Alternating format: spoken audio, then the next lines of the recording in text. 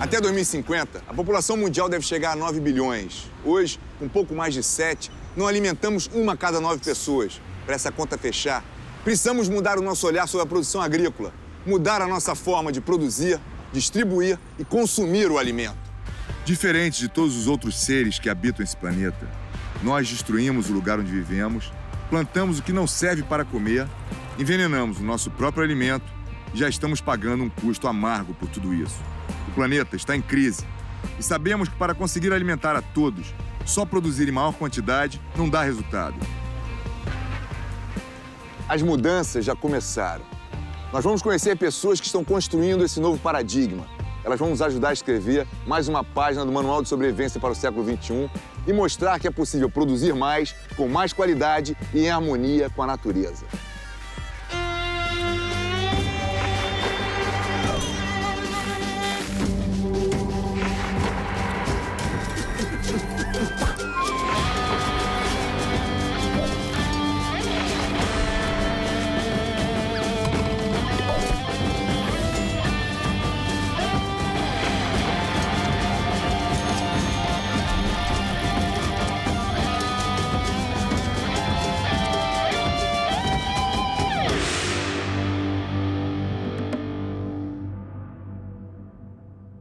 Bom, manual aqui sendo recebido, né, pela ilustríssima, belíssima Gil. Bela, obrigado aí por abrilhantar as páginas desse manual.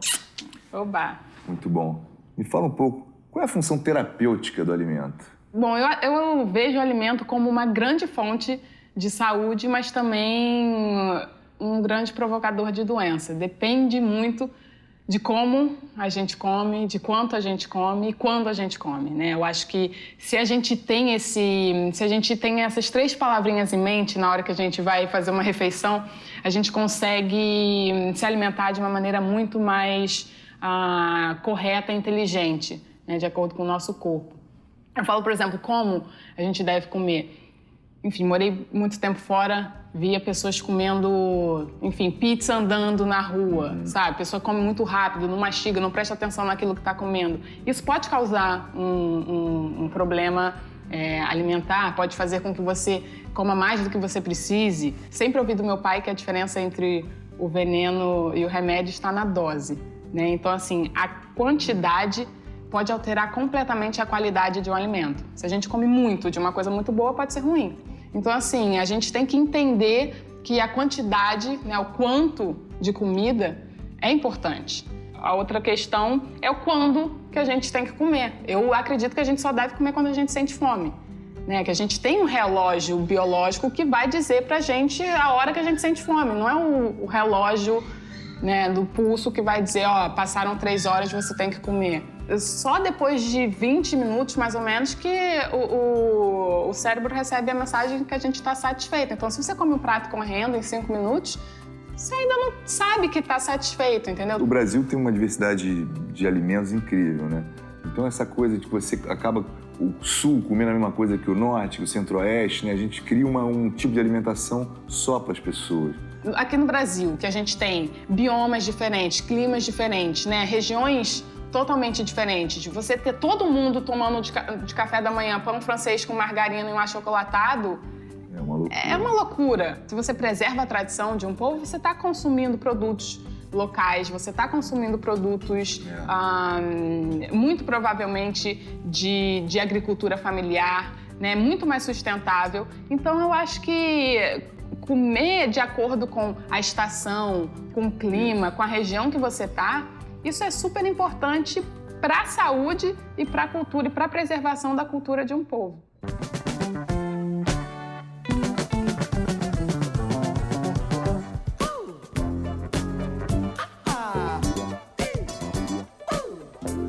Estou aqui no sul da Bahia, a caminho de Piraí do Norte, indo conhecer Ernest Goethe, o idealizador da agricultura sintrópica.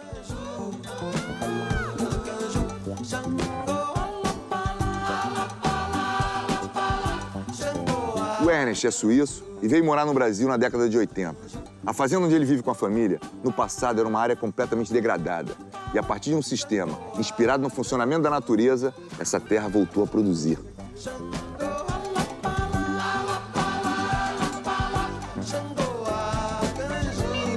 Então, manual aqui, o Ernest, o famoso seu Ernesto, nos dando uma visão da sintropia. Você sempre teve essa visão sintrópica das coisas? Isso foi uma coisa que surgiu da tua experiência, assim, da vivência do dia a dia, Ernest?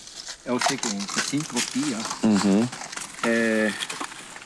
é um processo, são processos que vão do simples para o complexo, que é exatamente o que a vida predominantemente nesse planeta faz, com exceção do ser humano moderno em conjunto com seus animais domesticados. Então a minha intenção já desde muitas décadas era ou é de criar agroecossistemas parecidos aos ecossistemas naturais e originais de cada um dos lugares. Encerrando, vou ajudar ela para terminar este. Tá bom. Depois vamos...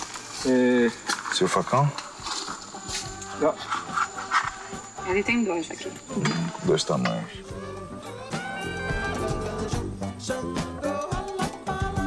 Você tá processando esse cacau para alguma coisa também, além de... Ou tá só vendendo as amêndoas? Não, a gente eu estou vendendo o cacau para uma italiana que tem o prêmio do melhor chocolate do mundo. Ou seja, ela considera isso como um dos melhores cacau do mundo, porque ele realmente é bom, ele não é amargo. Eu vou lhe dar depois sem açúcar, você pode experimentar ele. Quase não tem amargo nenhum.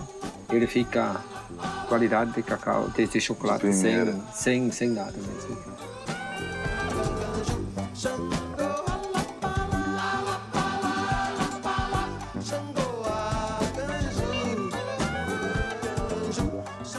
Na agricultura sintrópica, tudo é plantado ao mesmo tempo.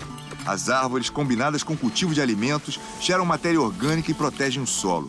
Aqui, cada planta trabalha em harmonia para beneficiar a outra.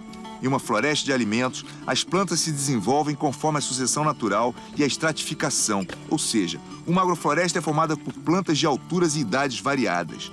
Juntas, essas plantas se mantêm férteis e saudáveis, ajudando a recuperar áreas degradadas e capturando carbono da atmosfera.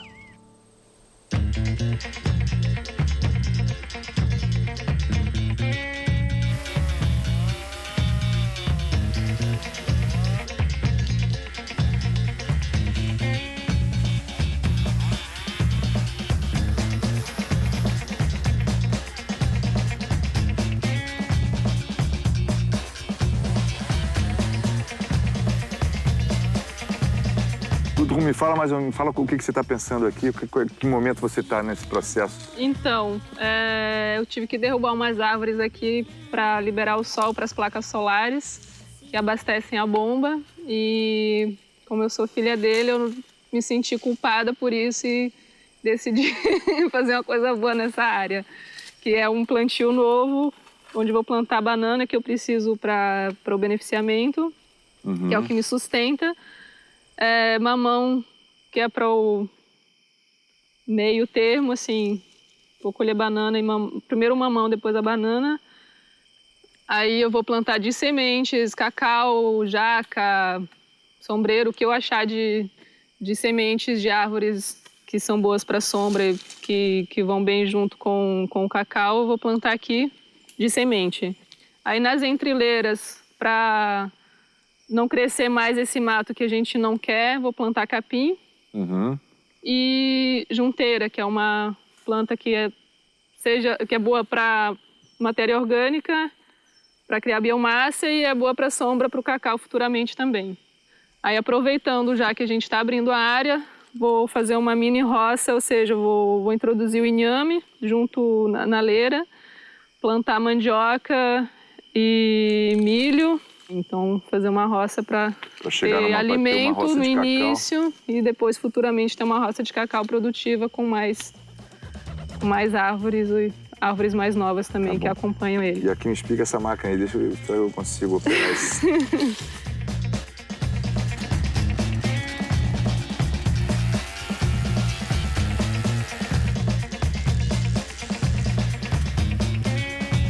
A gente colocou a estoura mais grossa do lado do berço.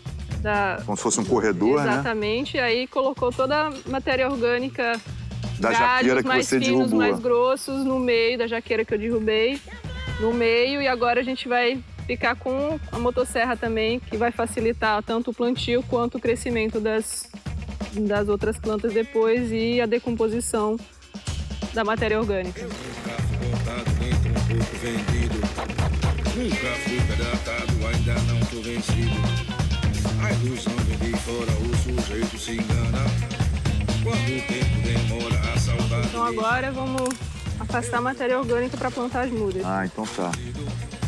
Nunca fui predado, ainda não tô vencido. Ah, em torno já do que tá marcado, Está né? marcado, exatamente. Entendi. A mentira certeira e a verdade insana.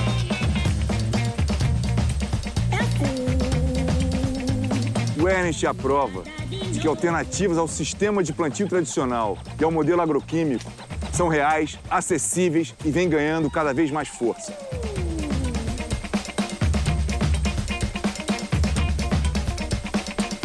Então, explica um pouco melhor o que seria essa sucessão natural que você foi buscar na recuperação das florestas. A sucessão natural eu vejo como um meio que a vida usa para se mover no tempo e no espaço. Ou seja, para mim tem dois vectores que na realidade movem a vida.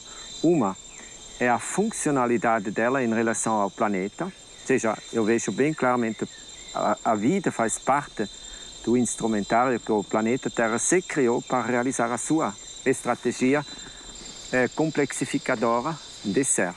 Todas as espécies que aparecem, eles aparecem para realizar a sua função. Suponhamos agora, aqui tem um cogumelo na sua frente, tem esse tipo de cogumelo.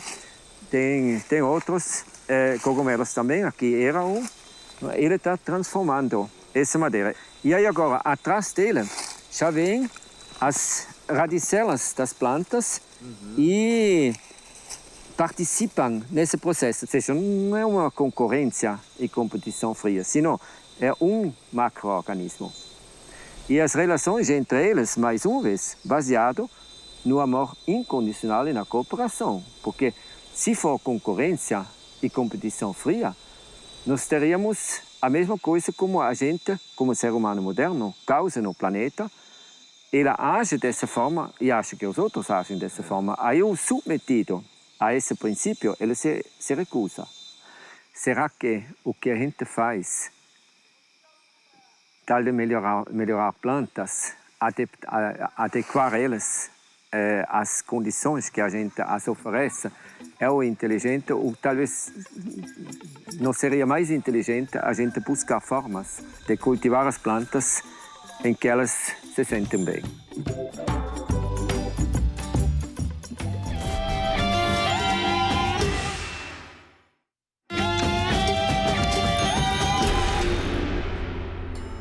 A inspiração do Ernest vem da natureza.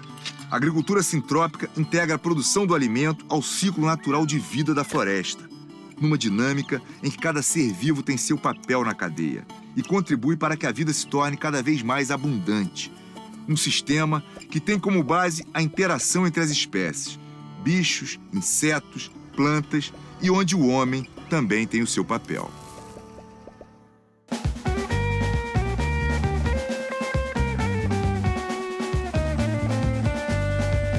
O manejo da agrofloresta é muito simples. Pode ser feito sem máquina, apenas com a utilização de facão e de tesoura. E por trás desse conhecimento estão mais de 30 anos de observação, pesquisa e trabalho de campo. Assim como eu, muita gente vem procurar o Ernest em busca de conhecimento. Por isso eu me sinto um privilegiado de estar aqui hoje.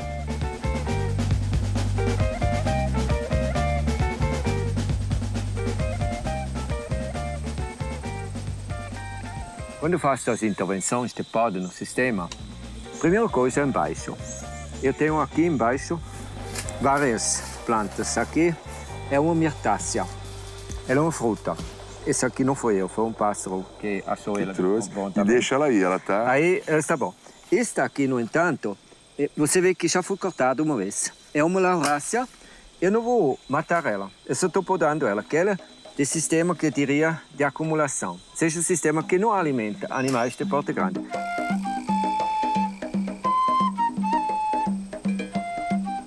Na realidade, não estou eliminando, só uma podazinha. Só uma poda. Tá, então, por enquanto, esse trabalho é feito. Agora vamos ver para cima.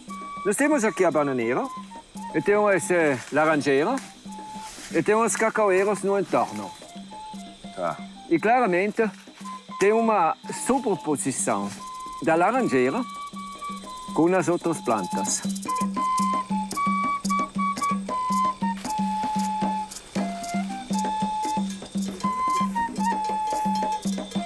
Agora vem a estratificação. Você vê depois também que esses galhos embaixo, que são mais baixos, eles não têm tanta saúde. Você elimina. Esse tiro, isso faz parte da estratificação, ou seja, o extrato da laranjeira é médio e não é baixo. E o do cacau é baixo. É baixo para baixo médio.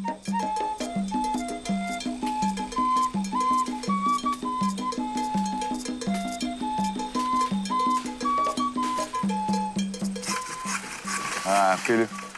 Esse é o galho que tá indo pra laranjeira, né? Agora já mudou mais uma vez. Aham. E no final, espero que a gente chegue no ponto que o nosso cacaueiro esteja feliz.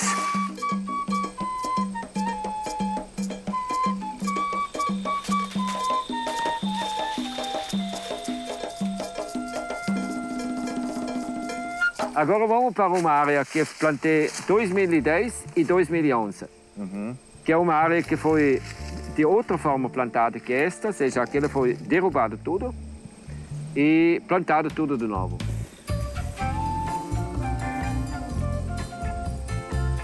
Qual é a sua análise, então, depois desse período de 4, 5 anos? Bueno, ele é uma área muito produtiva. Que eu fiz o seguinte, você vê que todos os cacaueiros são na mesma altura.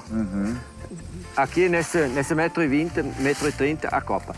Tudo o que foi menos, cortei. Tudo que foi mais, cortei. Tudo fraco, cortei. Com 3 anos já muitos produziram. Então comecei a cortar o que não produziam. Quer dizer, uma experimentação de uma coisa que já está dando certo, já está vendo que dá certo. Sim, isso. Né? Padronizando a produção. Padronizando a produção, que seja, a finalidade é de ver até que ponto posso racionalizar o processo e depois aplicar isso em grande escala em outro lugar. Esse princípio pode ser traduzido para a agricultura em larga escala e adaptado para máquinas. Iniciativas como essa já estão acontecendo no interior de São Paulo, encabeçadas por um pupilo do Ernest, que nós vamos visitar agora. Já mudei o meu sistema, já deixei o que não presta. Agora eu vivo feliz no sistema agrofloresta.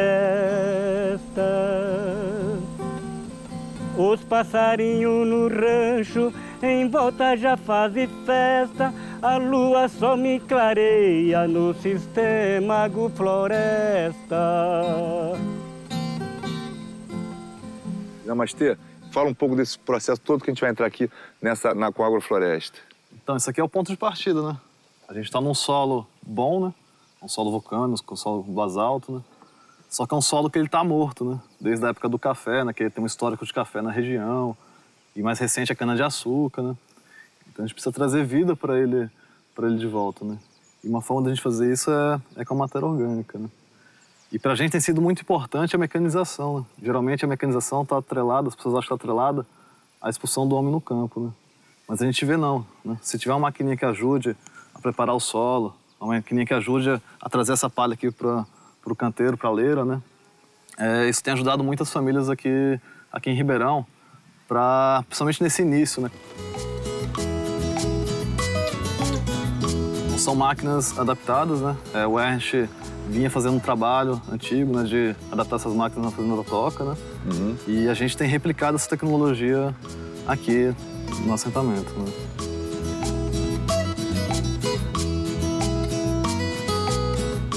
Muitas vezes a gente, né, o lote acaba sendo pequeno, o trator não consegue nem dar a volta, né? Então a gente tem usado algumas outras máquinas manual, né? Essa ideia de que não existe uma receita também, né? O camarada que tem um enxadão e um facão, ele consegue fazer agrofloresta. Mas se ele tiver um tobatinho, um tratorito, ele vai adiantar um pouquinho mais, um trator adianta um pouco mais. Né? Aumenta a escala, né? Porque quando você tem só um facão, só uma enxada, você faz um canteiro de 3 metros aos poucos e vai ampliando. Quando você tem um trator, você consegue entrar em grandes áreas e já fazer um sapo e conseguir manejar matéria orgânica. Mais veneno que só traz destruição. No meu peito só tem festa. E a gente vai preparar a leira, né? Isso aqui o trator jogou aquele capim todo aqui pra esse canto, né? E agora você vai aproveitar ele de novo como... Ele enleirou, né? Só que como tinha muito mais para de um lado, pouco do outro, a gente vai fazer um acabamentozinho na mão, né?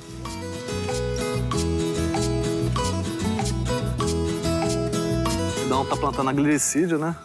Que vai dar vai ajudar a fazer a matéria orgânica, cortar os galhos.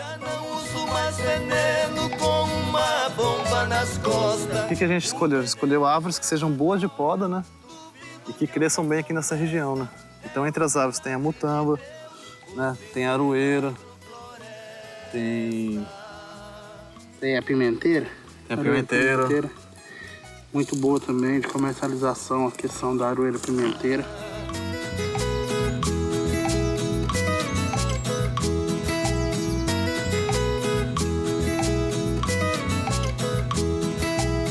Plantar por meio de agrofloresta une o cuidado com a natureza e a preocupação com a qualidade daquilo que a gente consome. Quem se dedica todos os dias a colocar esses princípios em ação encontra diversas soluções para adaptar essa lógica à sua realidade.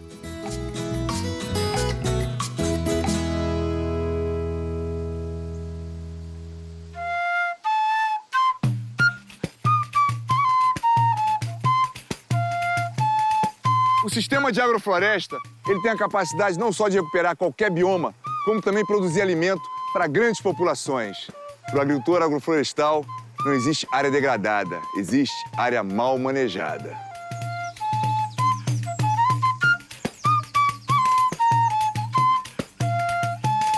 Bom, tô aqui com o Pedro Paulo Diniz, na Fazenda da Toca. Pedro, agradecer aí me receber, cara, receber aqui o manual. Muito feliz de você receber. Estou recebendo vocês aqui. Cara, você está aproveitando uma área que já tinha eucalipto. Não, essa área não tinha nada. Essa área era cana. Essa área era uma cana com uma terra muito fraca e não tinha nada aqui. É uma área, na verdade, é um projeto piloto, mas aqui na Toca, como a gente tem um desafio de fazer em larga escala, né? Então aqui são uma área... Toda a área aqui são 22 hectares de... Porque tá bem esquematizado, né? São coisas bem organizadas.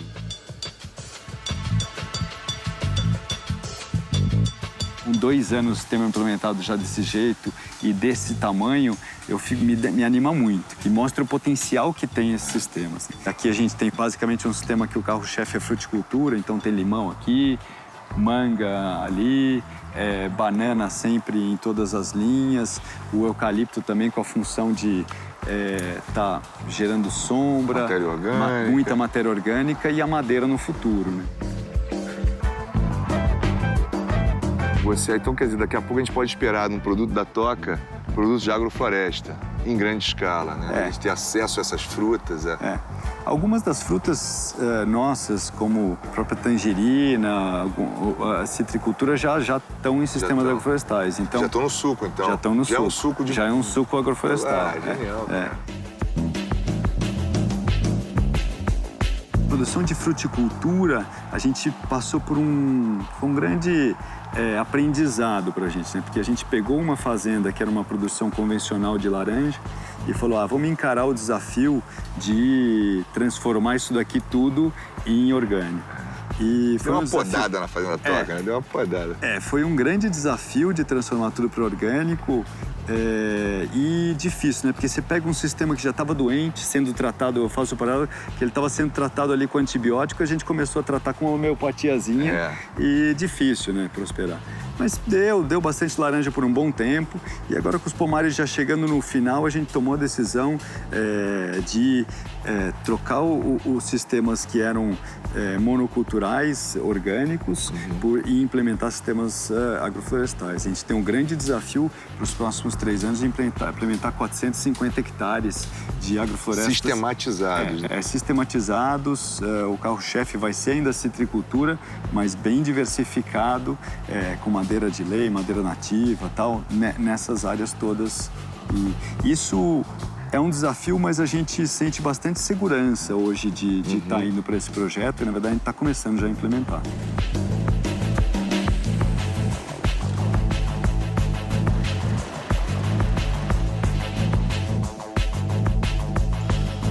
Uma coisa que eu percebi no meu contato com a agrofloresta, que ela te liberta de um medo que a gente tem de cortar as árvores, de mexer com a mata. E isso dá uma liberdade, né, para o produtor incrível desse manejo, né? É muito interessante. Isso a gente aprende a se desapegar e ver que o papel do homem, né, talvez seja esse, de ajudar na ciclagem, né? Facilitador, né? Facilitar, né? Facilitar ali, para estar realmente aproveitando os fatores gratuitos ali da natureza, a gente precisa se pôr no nosso papel de verdade, né? E de estar prosperando ali com o planeta. E daí, quando a gente poda certinho e faz as coisas certinhas, putz, a natureza vem e ajuda a gente.